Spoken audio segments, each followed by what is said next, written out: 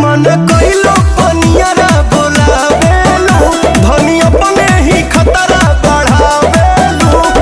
रोके से रोवा रोके नहीं, लड़ते होए तो लड़ जाए।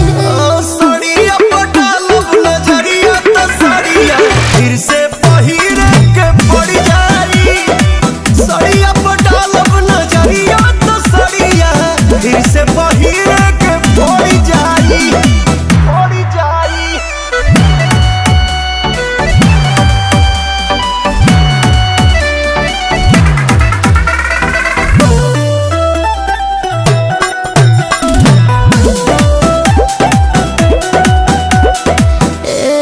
जी झूठा ही शरीफ ना दिखाए जी, होता देखो तो है न आए जी। राग लगलू